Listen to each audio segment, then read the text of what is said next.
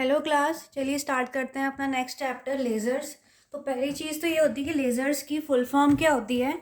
तो देखो, लेज़र हमारा किस की फुल फॉर्म होती है? Light emission of stimulated emission of radiation, ये इसकी फुल फॉर्म होती है। तो पहला तो यही आता है कि लेज़र होता क्या है। तो लेज़र क्या होता है? A laser is a device which produce a very powerful beam of light of single wavelength. Laser वो डिवाइस होता है जो एक बहुत ही ज़्यादा strong beam of light produce करता है, सिर्फ एक ही कलर की, यानी कि सिंगल वेवलेंथ।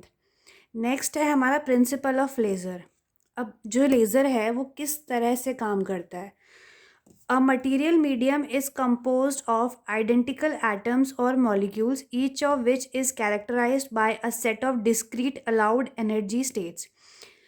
इसमें क्या होता है? एक मटेरियल मीडियम होता है जिसमें हमारे पास आइडेंटिकल यानी कि सेम एटम्स या मॉलिक्यूल्स होते हैं, जिनके पास कुछ डिस्क्रीट मतलब डेफिनेट यानी कि फिक्स्ड अमाउंट ऑफ एनर्जी होती है। ठीक है। An atom An atom can move from lower to higher energy state when it receives or releases an amount of energy equal to the energy difference between these two states. मतलब एक atom जो है आपका वो move कर सकता है।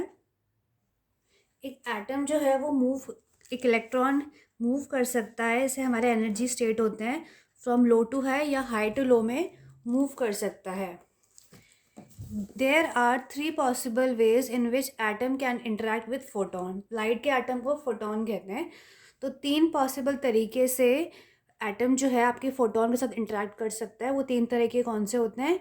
Absorption, spontaneous emission या स्टिमुलेटेड एमिशन। ठीक है, ये हम देखते हैं कि इनका मीनिंग क्या है। देखो, पहला आता है हमारा absorption. When light of sufficient frequency focus on the material atoms initially in the ground state, the photons are absorbed by atoms and they raise to higher energy excited state. देखो, हमारा एक प्रिंसिपल होता है, energy can neither be created not destroyed, it can be transferred from one medium to another. जब एक light एक particular frequency की strike करती है, जब एक लाइट स्ट्राइक करती है आपके मटेरियल मीडियम पे स्ट्राइक करती है, तो जो क्या होता है, हमारे एटम्स जो होते हैं इनिशियली अपने ग्राउंड स्टेट पे होते हैं, लेकिन जब एनर्जी लाइट स्ट्राइक कर रही है तो एटम्स क्या करते हैं? फोटोन की एनर्जी को अब्जॉर्ब कर लेते हैं और एक्साइटेड स्टेट में जंप कर जाते हैं। जैसे कि ये देखो, ये E1 है, ये E2 है, तो डिफरेंस क्या है? एच न्यू होता है आपका फ्रीक्वेंसी या फिर एनर्जी। E2 माइनस E1 ये दोनों का डिफरेंस है। बिफोर देखो क्या होता है कि बिफोर अब्जॉर्प्शन ये है आपका E2, ये E1, ये है E2। Before absorption ground state पे, आफ्टर अब्जॉर्प्शन ऊपर आ गया है वो। ठीक है। नेक्स्ट है आपका spontaneous emission. When an excited atom drops back to lower energy state. जब एक एक्साइटेड एटम वापस अपनी लोअर एनर्जी स्टेट पे आ जाता है without the action of any external force, it emits radiation, this is spontaneous emission. जब एक एटम हायर से लोअर में अपने आप आ जाता है बिना किसी बाहर की हेल्प से, तो उसको हम कहते हैं spontaneous emission. And stimulated emission क्या होता है? When the excited atom returns back to lower energy state by influence of photon, it emits radiation. जब बाहर से कोई चीज़ हेल्प करती है उसको ग्राउंड स्टेट में आने के लिए, तो उसको हम कहते हैं स्टिमुलेटेड एमिशन।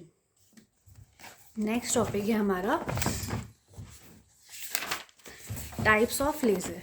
देखो, हमें भी ये देखना है कि लेज़र हमारे कितने टाइप के होते हैं। तो पहला है हमारा solid state laser. The laser in which the active material is use is in solid in nature and it's called solid state.